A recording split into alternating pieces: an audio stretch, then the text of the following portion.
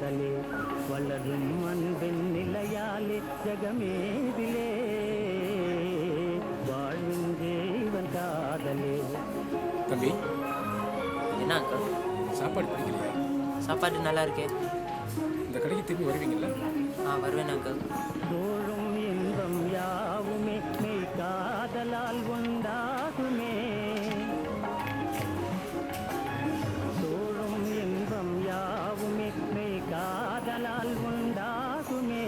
மீளா துன்பம் மூழும் என்னாலும் காதலர் பிரிவாலே.